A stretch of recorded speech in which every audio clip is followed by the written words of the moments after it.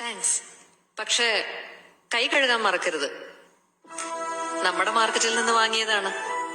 Endosulfan, Ekalux, ക്ലോറോഡെയിൽ, fungicide. Chemical കോക്ടെയിലാണ് ഓരോരുത്തരുടെയും കയ്യിൽ പറ്റിയിരിക്കുന്നത്. Liver kidney dysfunction, asthma, depression, പിന്നെ cancer. Please be very sure that you wash your hands.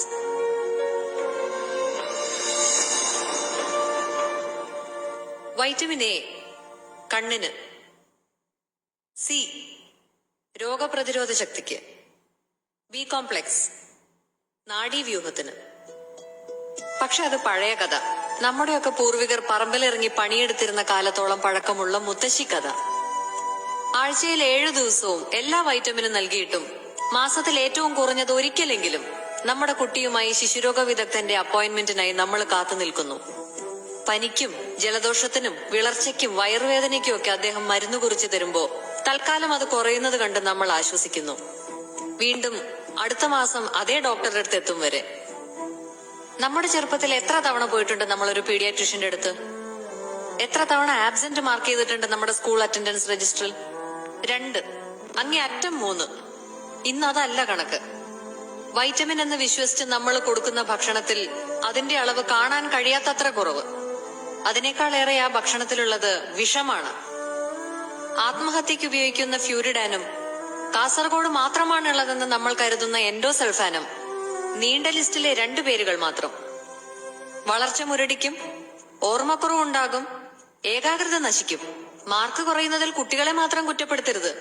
മക്കളുണ്ടാവാൻ ധ്യാനത്തിനും തീർത്ഥാടനത്തിനും പോകുന്ന ദമ്പതികൾ കാരണം തേടി ദൈവത്തോളം ചെല്ലണമെന്നില്ല. പൊള്ളാച്ചിയിലെ മൈസൂരിലെയും കൃഷിസ്ഥലങ്ങളിൽ അതിനുള്ള ഉത്തരം കിടപ്പുണ്ട്. കേരളത്തിലേക്ക് അയക്കുന്ന പച്ചക്കറികളിൽ കുത്തിവെക്കുന്ന ഹോർമോണുകളുടെയും ആന്റിബയോട്ടിക്കുകളുടെയും രൂപത്തിൽ. കണക്കുകൾ അവിടെയും തീരുന്നില്ല. 50% കഴിഞ്ഞ 10 വർഷത്തിനിടയിൽ കേരളത്തിലെ ക്യാൻസർ ബാധിതരുടെ വർധനാ നിരക്ക്. ഇവിടെ ഇന്ന് ഈ കൂടിയിരിക്കുന്ന നമ്മുടെ ബന്ധുക്കളിലോ പരിചയക്കാരിലോ ഒരാൾക്കെങ്കിലും ക്യാൻസർ ഉണ്ടായിട്ടുണ്ടെന്ന് അർത്ഥം. ആ എണ്ണം ഇനിയും കൂടുമെന്നതും പ്രൂവൺ സ്റ്റാറ്റിസ്റ്റിക്സ്.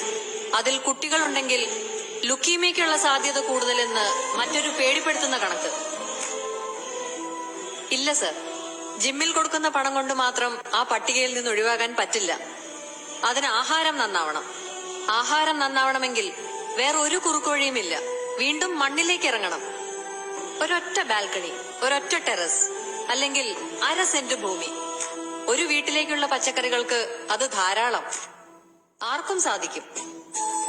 ഒരിക്കലും കഴിയില്ലെന്ന് കരുതിയിരുന്ന ഞാൻ ഇന്നേക്ക് 7ാം ദിവസം 2000 പേർക്ക് സദ്യ ഒരുക്കാനുള്ള വിഭവങ്ങൾ നൽകാൻ പോകുന്നു. വെറും 10 ടെറസിൽ നിന്ന്. ഈ വേദിയിൽ എനിക്ക് പറയാനുള്ളത്, ഒരു വീടോ ഒരു ഫ്ളാറ്റോ ഒരു സ്ഥാപനമോ എന്ത് നിങ്ങൾ പണിയുമ്പോഴും കൃഷിക്കുള്ള സ്ഥലവും അതിലുണ്ടാവട്ടെ. നോക്കാൻ സമയമില്ല എന്ന് ഉടമസ്ഥർ പറഞ്ഞാൽ ആശുപത്രിയിൽ കിടക്കേണ്ടി വരുന്നതിന്റെ 100-1 സമയം വേണ്ടിവരില്ല എന്നവരെ ബോധ്യപ്പെടുത്തുക. ചെലവിനെ പറ്റി പറഞ്ഞാൽ മെഡിക്കൽ ബില്ലിനേക്കാൾ ഒരുപാട് താഴെയാണിതെന്ന് മനസ്സിലാക്കി കൊടുക്കുക. നമ്മുടെ തന്നെ വീടുകളിൽ, നമ്മുടെ തന്നെ ചുറ്റുവട്ടത്ത് നമ്മുടെ കുട്ടികൾക്കുള്ള ആഹാരം.